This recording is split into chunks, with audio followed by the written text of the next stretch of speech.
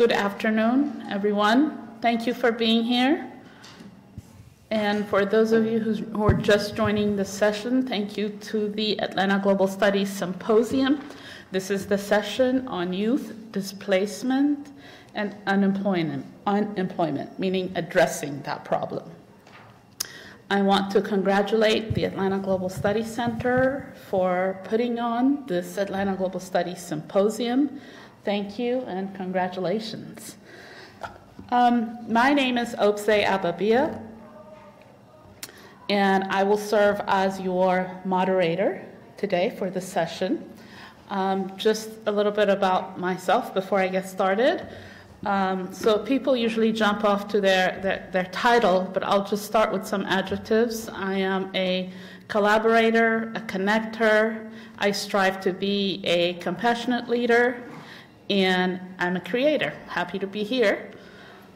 During my day job, I serve as the Associate Director of Emory Global Engagement, and I lead what I've co-created, which is the Atlanta Global Partnerships.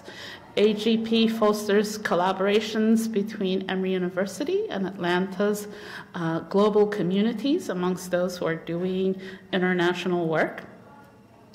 I also serve as the representative point of contact for the Atlanta Consular Corps and Emory University. And I also serve as the Emory representative for the Atlanta Global Research and Education Collaborative, which we've co-created with the Atlanta Global Studies Center, so AGREC. I'm sure you've heard about it throughout the day in other settings. Last but not least, I enthusiastically lead our Delta-sponsored U.S. Free Passport Initiative, which provides free passports for students across 7 universities in Atlanta. So today I'm especially honored to moderate this session, not only because of my professional background, but also my lived experiences. I am originally from Ethiopia. I came to the U.S. when I was 13. Although my experience was different than most people who went to refugee camps, I am nonetheless impacted by displacement, directly or indirectly, youth displacement and unemployment.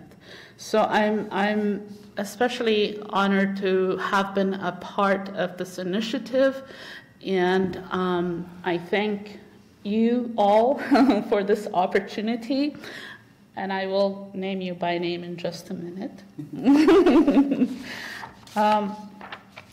So this project is called Addressing Youth Displacement and Unemployment. And I want to congratulate the Atlanta Global Studies Center for having the courage to take on this project and to launch it.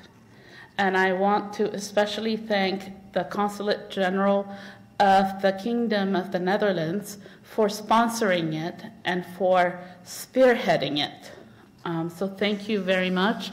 I'm delighted to be here joined by Consul General Jaap Veerman from the Kingdom of the Netherlands and Tony Lemieux, who is the co-director of the Atlanta Global Studies Center.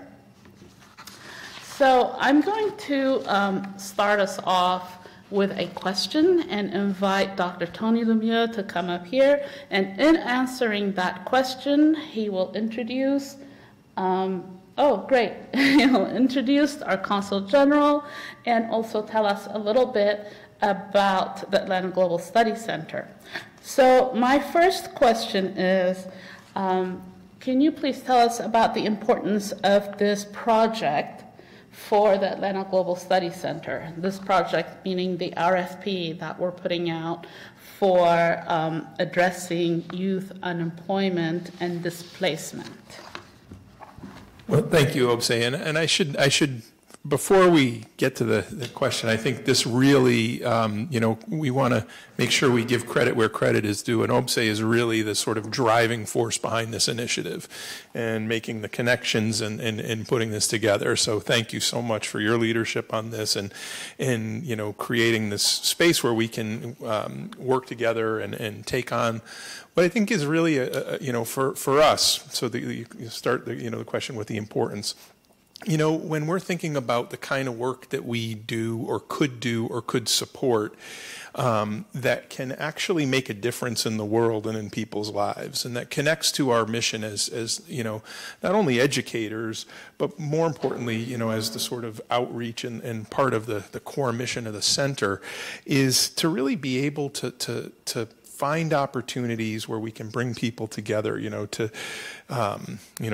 mentioned some of the 7 C's, the words. I mentioned this at the beginning, but we're catalyzing this kind of change and building those collaborations. And what kind of more important and timely issues are there than the kind of issues related to youth displacement? And so when Jacob and you started the conversations, and when the Kingdom of the Netherlands sort of says this is something we want to support, and then finds partners who are willing and able to do that, we as a center put our hand up and said, yes, this is something that we would be really enthusiastically able to take on.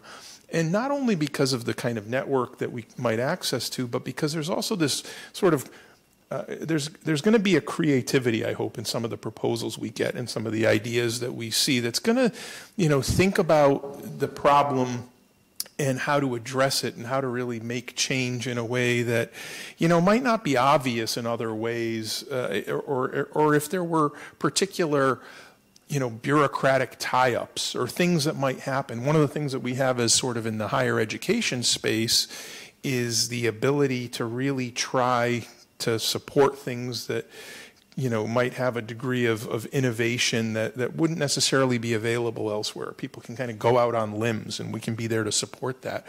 And so really taking these very hard problems and trying to put the kind of minds and approaches and perspectives in the same conversation, in the same room, and really turn them loose on a problem and see what we can, get to work and to move forward with. So, that's I think the key piece.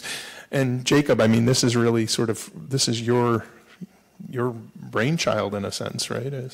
Well, for me, youth displacement and the whole challenge around employment is, for me, connected to the whole big worldwide challenge of migration.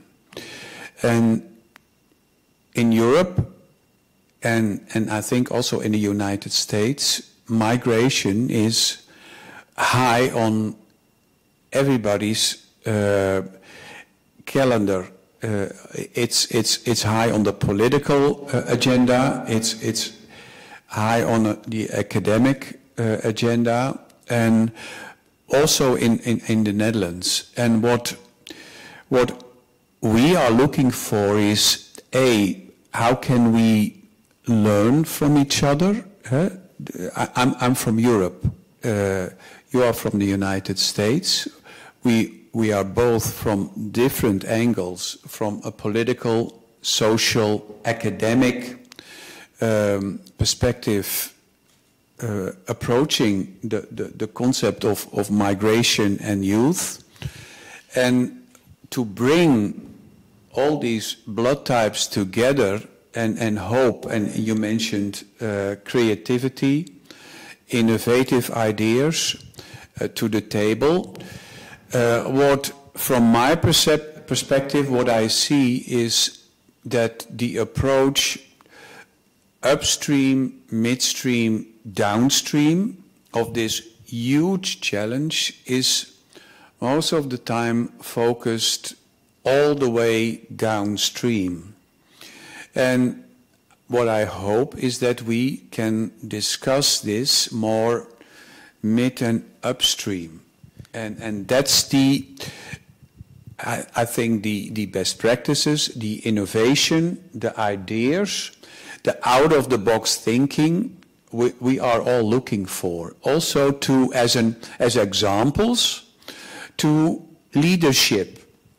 And what kind of leadership? Well, academic leadership, political leadership, NGOs, private sector. That's, I think, the broad range of what we are looking for. Well, and I have a quick follow-up, because I think, this reminds me of something that's really critically important, the importance of this kind of topic. Carrie, you probably remember this, but our very first, meeting like this in 2017, this was the precursor before the Atlanta Global Studies Center was actually a thing. We were proposing it. We were coming up with the idea of what this would be. But we put on what we call the Emerging Global Issues Forum. And it was on forced migration and displacement. And that was the theme of that 8 years ago. And it's just as important now, as, if not more, than it was then. So in a way, this very topic is what started the event that now has become this symposium, which, has taken on a great many more topics and a lot more diversity as the center has matured. But we started with an actual focus on this topic. Oh, yeah. I didn't get up and get my own mic. Thank you. I had a second question, and you have already answered the second question before I asked it. And this turns out really well, because I was planning on making up time while we were flying, because, you guys came in a little late. So this turns out really well. So my second question is, they say Atlanta influences everything, and it must be true because I've even seen it on T-shirts. What is the relevance of Atlanta in the project of, in this RFP, but also in the project of addressing youth unemployment and displacement? How is Atlanta connected? How does Atlanta contribute to a solution? What I believe is that when I look at Atlanta, I look at a very diverse and inclusive community. Much more diverse and inclusive than, for example, I believe big parts of Europe is. And that's, we can learn from this development, from the history where Atlanta, the South, Georgia, but maybe the whole Southeast came from, where it is now, and where it wants to go to. That's, I think, what we can learn from Atlanta. Atlanta is an international hub. When I look at the Netherlands, we are also an international hub, with all the benefits, but also with all the challenges, facing as this magnet for different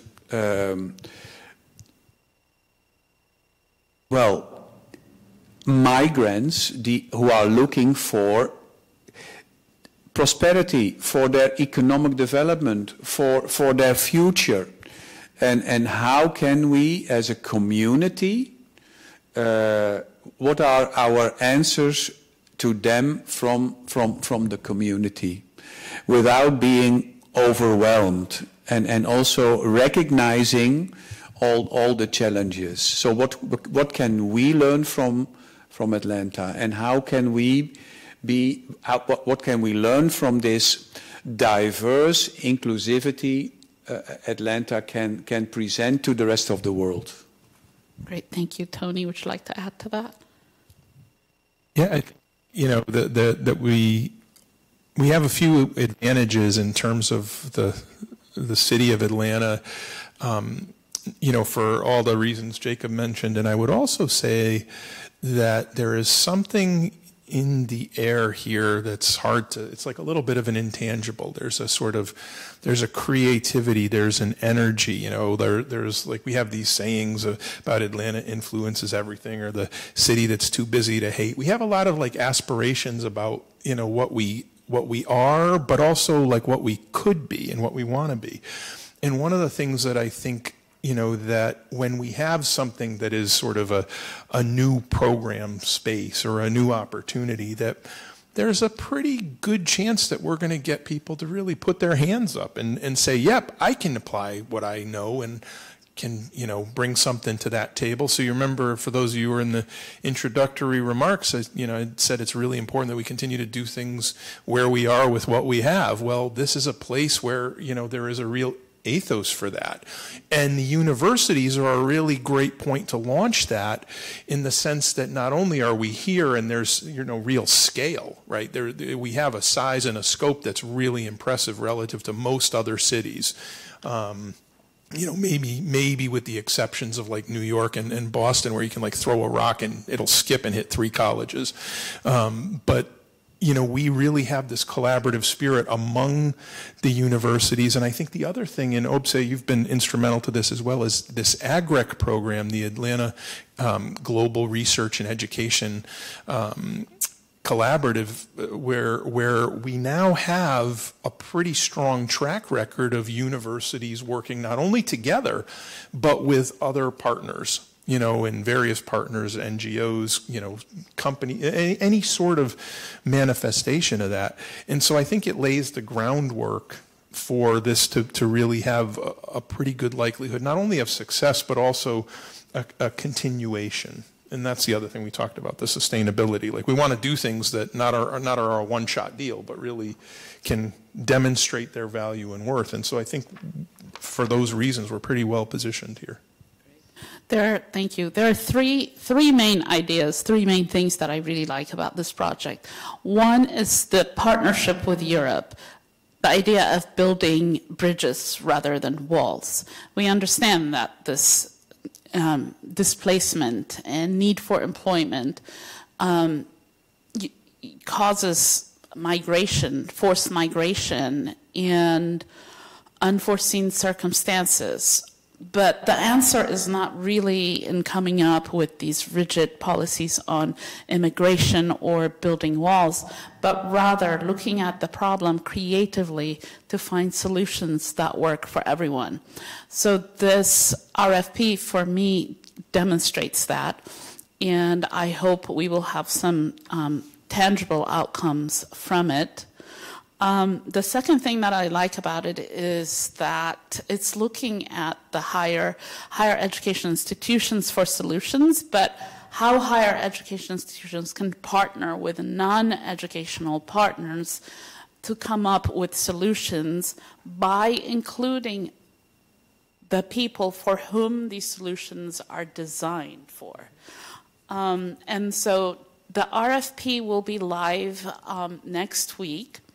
The deadline is going to be June 30th. Who can apply? Anybody can apply. An educational institution, a non-educational institution can apply. What should the project entail? Really, we're being very flexible. It can look at this issue from the angle of the arts. It can look at it from the angle of finance, of economics, of business. Really, we're leaving it up to individuals. We do encourage collaboration. We do encourage partnerships, strong partnerships. We do encourage an Atlanta connection. I mean, you must have an Atlanta connection, actually. That's one of the requirements. That we encourage partnerships with institutions that are already addressing this problem. One question that I wanted to ask the both of you before I open it up to the audience is, what is the plan for continuity and longevity for this project? We don't want it to just be a one-time shot and call it a day. And I also can't recall if I mentioned it, but we're going to be awarding 3 projects of up to $20,000. So this question of continuity and longevity, what are your plans here in Atlanta, but also outside of Atlanta? Well, from my perspective, can you hear me? Okay. From my perspective, yes. From my perspective, what I hope is that we can find partners who and want to give follow-up of to this to the ideas. So I see this as phase one of a long-term cooperation, not only with support of the consulate, but also that we reach out to more partners, private sector, NGOs, maybe other government agencies, that they find inspiration in the results of the challenges, and that in parallel to what we are developing now, that we already can start reaching out to potential partners and that we can work on a multi-year program. That's my ambition. Yeah, I would echo all of that. And the only sort of extra point I would want to make is that, you know, right now, at this particular moment, you know, the sort of future of efforts that require funding is a little bit up in the air. And so I think nothing speaks as powerfully as a story of success, a story of making a difference. So the other piece of this is when we do these sort of projects, when we get them rolling, and when we think about, you know, not only the effects, but how they're measured, and then how we tell that story, and how we tell it in a way that speaks to you know, audiences that would be inclined to bring, you know, additional support in and really see it and potentially scale it. Because the other part is, you know, while we have the idea for, you know, 3 projects now or 3 things at this point, if those are good and sustainable, and even if we get 1 or 2 of them that's really strong and sustainable, that's a pretty good hit record, right? So then we think about the next few, and then we think about, you know, how those start to build a center of gravity around real, you know, creative but potentially lasting solutions to this, in which case people will be, you know, if we do this really well, you know, the questions won't be how do we get the support, you know, the questions might be how can we support this thing that's going on? How can we get involved? And so, you know, that's the, you know, if I had my druthers and, you know, we were really effective, we've got people coming to these kinds of initiatives to say, I like what you're doing, I believe in what you're doing, it's important, you know, but that's going to require success, telling the story, coordinated efforts, all of those things. Thank you. I'm going to open it up for questions. Just keep in mind the RFP will come out next week on the website of the Atlanta Global Study Center. The deadline to submit proposals would be June 30th, and the projects are supposed to be carried out during the next school year, so meaning 2025-26 academic year. Questions? Comments? And also at this point we are in the process of continuing to reach out to individuals to join the advisory committee, to be thought leaders, and also to promote the RFP so that it can be disseminated widely. If you are interested in either of those 2 roles, please let us know. And if you are interested in applying, of course, we invite you to apply and submit a proposal. Thank you, Obse. I just want to mention there is a professor of sociology and public health here at Georgia State named Eric Wright, and he does, I don't know if it's annually or semi-annual or, you know, every couple of years, but he does a census on youth homelessness, and he's a real leader in research on youth homelessness, so he might be a good person for that role, or maybe he would be interested even in applying, but he's definitely somebody whose work you might want to know about. Thank you. And the point of contact for this RFP is Ethan Tran, and Ethan is available in this room. Please is waving their hand right now, and you can direct questions to Ethan. Yes, Trevor. Is Jaap going to be mad at us if we don't focus on the Netherlands? No. No, actually, we discussed that already. So in your project, you can focus on any country. It can include the Netherlands, not include the Netherlands. Mostly, we prefer that includes a low and middle income country. But yeah, open to all countries. Yes. My question is, one is directed to the conversation. I just want more clarity on the Atlanta connection part. Will a proposal coming from an institution that is not in Atlanta be considered a board consideration? Collaborate with the university from Atlanta? Yes.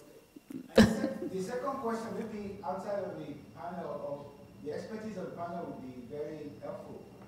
I just heard it on public radio this morning, and I didn't think it would apply to my life. We're talking about what is the solution when somebody has an injury. And some people say, well, we don't need bandage, you need to stitch it.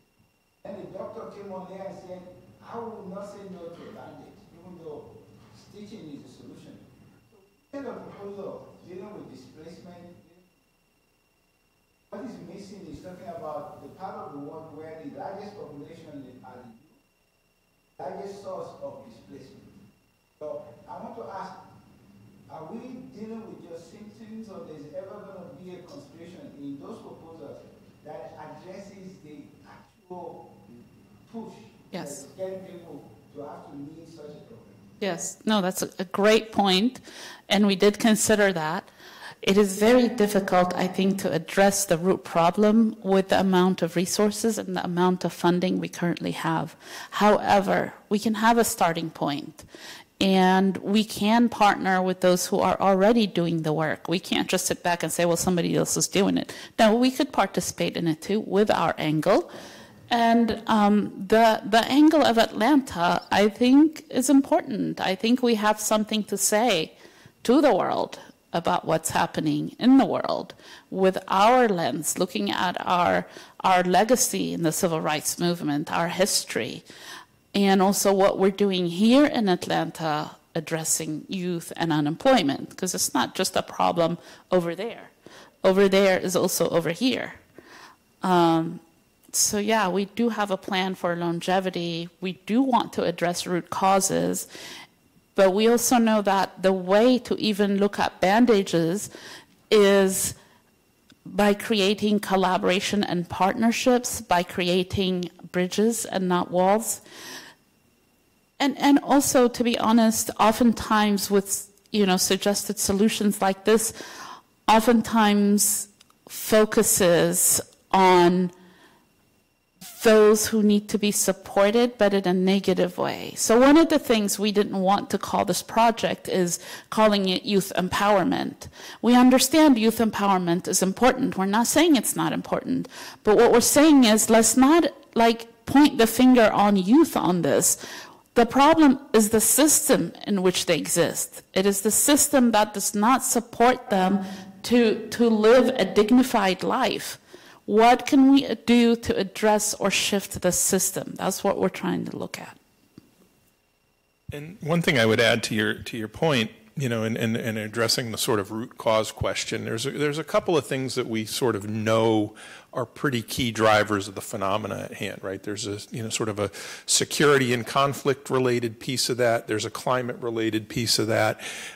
They are not mutually exclusive, and they both have a pretty good chance of becoming worse, not better. We're not necessarily going to solve those with this mechanism, but what we can help do is think about, given that these things are happening and given that climate change is pushing a lot of people out of a lot of places around the world, how do we respond to that? And what are the sort of glimmers of hope or, likelihood of success, given that there is this backdrop of things that are going to continue to fuel and push displacement?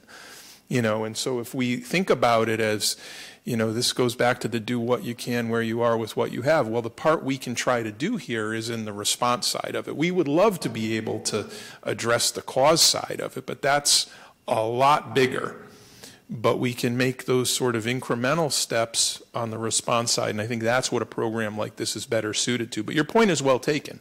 I mean, understanding that different drivers might require different responses, and hopefully we see some of that in the proposals, right, where we see people are saying, well, in this part of the world or in this area, you know, the displacement is largely driven by one. That's going to be, you know, maybe different in, you know, Honduras than it, you know, it might be in India. We don't know, or wherever we're talking about particular pockets of this phenomena. But I think, again, that's what a good proposal will start to outline, is like where the work is situated. And then what I think, you know, we hope for in this is that there is something that becomes potentially transferable. So even though somebody developed it in one place addressing one aspect of the problem, there might be something that's portable to elsewhere, and that helps with scale as well. Thank you. Any more questions?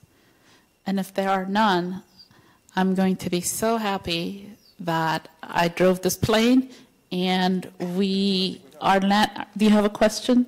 That's okay, we can still take question and land on time. A very quick question. So, thank you so much. My name is Muhammad. I'm personally a displaced person from Afghanistan, doing my PhD at Emory University. So, I personally understand how important is this going to be, the intersection of displacement and employment. All these things. So I just have a quick question, which is that there are displaced population who flee conflict. And at the same time, here in Atlanta, there are, for example, displaced population or immigrants who flee due to some economic issues. So in this RF and this program, what is going to be the priority or preferences, for example, when it comes to the context of the research? Do this program prefer to consider displacement due to conflict or displacement due to economic issues, that considering that both have this unemployment problem? We don't have a particular preference. The project can focus on either or both. And one thing I would say, you know, in looking at a proposal, the way I, you know, putting my proposal reviewer hat on for a minute, I do a lot of grant reviews and proposal reviews, hazard of the job. But I think while we don't have a preference, what we would prefer in the sense of if there is any preference, it's not on a subject matter, you know, level. It's does the program that is proposed and what's going to happen adequately address the driver. So if there's an economic piece of it, that's, you know, going to maybe have some different kinds of things that you would do programmatically. If there's a conflict-driven, you know, program, then there might be some other factors at play. There might be, for instance, let's just go with that for a second, that there might be some sort of, how does this program address some of the trauma responses that might be part of a security-driven, you know, like, is the program sufficiently addressing what is likely to be part of a key set of issues you would need to do to make it maximally effective? Imagine if you have a, you know, economic-driven program, but there's some underlying sort of trauma or conflict-induced, you know, something that is going unaddressed, which then hinders the likelihood of this thing being successful in the first place because it kind of misses the point. A good proposal tells that story of like what the problem is that's causing this to happen, for whom, what are we going to do, and if it's successful, how would we know it when we saw it? Like, those are the kinds of things I tend to look for. But as far as subject matter, I don't think we have any sort of strong preference. No. And again, this is not about a link to the Netherlands. What I hope is that globally we all can learn from the results of these projects. And that we can work together to give follow-up and present it to policymakers, politicians, everywhere, also here in Atlanta. So and I'm looking at Trevor. This is a global issue, and again, we hope that through this project, a seed is planted for cooperation and multi-year progress and results.